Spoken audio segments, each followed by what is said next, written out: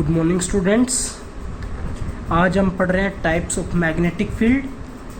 Last topic के अंदर हमने पढ़ा था magnetic field and properties of magnetic field lines. आज हमारे पास टॉपिक है uniform magnetic field. Uniform magnetic field क्या होती है? मैग्नेटिक फील्ड यूनिफॉर्म तब कहलाएंगी जब उनका मैग्नीट्यूड और डायरेक्शन, मैग्नीट्यूड इक्वल हो और डायरेक्शन सेम हो प्रत्येक पॉइंट के ऊपर स्पेस के अंदर। Magnetic field is said to be uniform if its magnitude is equal and direction is same at every point in the space. जैसे कि मैंने इधर मैग्नेटिक फील्ड की डायरेक्शन सेम ली हुई है, ठीक है, और ये वाला पॉइंट ले लीजिए या ये पॉइंट ले लीजिए या ये पॉइंट ले लीजिए, जितनी मैग्नेटिक फील्ड की स्ट्रेंथ यहाँ पर मैंने माननी है, अगर उतनी मैग्नेटिक फील्ड की स्ट्रेंथ यहाँ पर है, यहाँ पर है, यहाँ पर है, यहाँ पर है, यहाँ पर है या यहाँ पर है, तो हम इसको बोल सकते हैं ये एक यूनिफॉर्म मैग्नेटिक फील्ड है। जो सेकंड पार्ट आता है हमारे पास वो है non uniform magnetic field.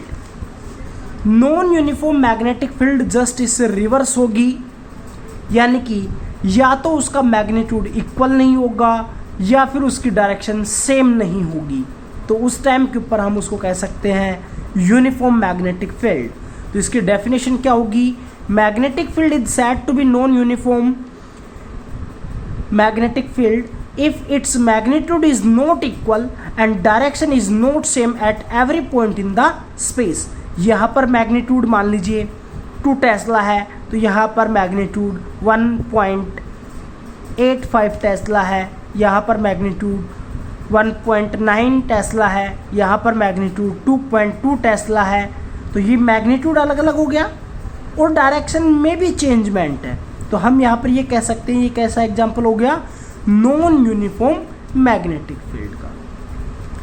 Next topic है magnetic effect of electric current, यानी कि इलेक्ट्रिक करंट की जैसे मैग्नेटिक इफेक्ट क्या देखने को मिलता है? तो ये कहता है अगर हमारे पास कोई भी एक करंट कैरिंग कंडक्टर है, जैसे कि ये पेन मैंने मान लिया ये एक कंडक्टर का काम कर रहा है और इसके दोनों एंड्स को अगर मैं एक सेल या बैटरी के साथ जोड़ देता हूँ थ्रू एक की, ठीक है, जैसे ही उस की को क्लोज्ड किया जाएगा इस कंडक्टर में से करंट फ्लो होगा। मान लिया मैंने इस डायरेक्शन से इस डायरेक्शन के अंदर फ्लो हो रहा है, तो इसके नज़दीक जब हम कोई एक कंपास निडल रखेंगे तो कंपास निडल के अंदर भी कोई ना कोई एक चेंजमेंट डायरेक्शन के अंदर डिफ्लेक्शन देखने को मिलेगा। तो इसीलिए हम इसको बोल देते हैं magnetic effect of electric current, ठीक है। The production of magnetic field around a conductor carrying electric current is called magnetic effect of electric current.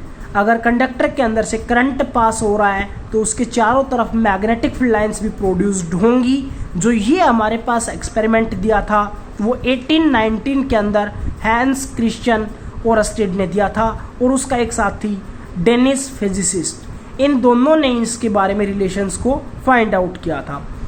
Oersted ने जो फाइंड आउट किया था जो करंट, जो कंडक्टर के अंदर से करंट फ्लो हो रहा है तो उसके चारों तरफ मैग्नेटिक फील्ड क्रिएट होंगी, प्रोड्यूस्ड होंगी, तो उसने एक एक्सपेरिमेंट भी करके दिखाया था और वो एक्सपेरिमेंट हमारे पास ये है, ओरस्टेड एक्सपेरिमेंट। ओरस्टेड एक्सपेरिमेंट क्या कहता है? ये हमने वो एक कंडक्टर लिया है AB जिसकी कोई एक लेंथ ले ली है, हमने उस कंडक्टर को एक सेल या बैटरी के साथ जोड़ा हुआ है और एक की के द्वारा जोड़ा हुआ है, ठीक है। इस कंडक्टर के नीचे एक हमने कंपास निडल रखी है, इस कंडक्टर के नीचे रखी है। जैसे ही इस की को क्लोज्ड किया जाएगा सर्किट कंप्लीट होगा, सर्किट कंप्लीट होगा तो इसके अंदर से करंट फ्लो होना स्टार्ट होगा। करंट हमेशा पॉजिटिव टर्मिनल ऑफ बैटरी या फिर सेल से फ्लो होता है, इसलिए करंट यहाँ पर इस डायरेक्शन में फ्लो होगा और कंडक्टर के अंदर से A से B की तरफ करंट फ्लो होगा और वो करंट ऐसे वापस आ जाएगा और बैटरी के नेगेटिव टर्मिनल के पास पहुँच जाएगा, ठीक है। तो जो ओरस्टेड ने जो फाइंड आउट किया था वो यही था कि जो कंडक्टर के नीचे हमने एक कंपास निडल रखी है, अगर इसकी को क्लोज्ड किया जाता है तो कंपास निडल का जो नॉर्थ और साउथ डायरेक्शन थी उनके अंदर डिफ्लेक्शन क्रिएट होता है, ये उसने बताया था। Electric current was allowed to pass through a metallic wire AB by closing key placed parallel to the axis of magnetic compass kept directly below the wire. जो अभी मैंने बताया वही सेम प्रोसीजर के द्वारा उसने रखा। The needle of the magnetic compass was found to be deflect from its normal position. उसने फिर इसके बाद क्या करके देखा कि जो बैटरी के टर्मिनल्स थे उनको रिवर्स करके देखा, यानी कि जिधर पॉजिटिव था उधर उसने नेगेटिव लिया और जिधर नेगेटिव था उधर उसने पॉजिटिव लिया। ऐसा करने के बाद दोबारा से उस सर्किट डायग्राम को कंप्लीट किया गया और की को क्लोज्ड किया गया। अब जो करंट फ्लो होगा वो इस डायरेक्शन में फ्लो होगा, यानी कि B2A कंडक्टर के अंदर से करंट फ्लो होगा। तो उसने जो फाउंड आउट किया वो ये हुआ कि जब B से A की तरफ जो करंट फ्लो होगा तो जो हमने उस कंडक्टर के नीचे मैग्नेटिक कंपास रखी थी उसकी डायरेक्शन भी जस्ट अपोजिट होगी जो हमने पहले वाले एक्सपेरिमेंट में करके देखी थी। यानी कि जब करंट की डायरेक्शन को अगर हम अपोजिट कर रहे हैं तो जो मैग्नेटिक फील्ड उस कंडक्टर के चारों तरफ जो प्रोड्यूस्ड हो रही है उनकी डायरेक्शन भी अपोजिट हो जाएगी।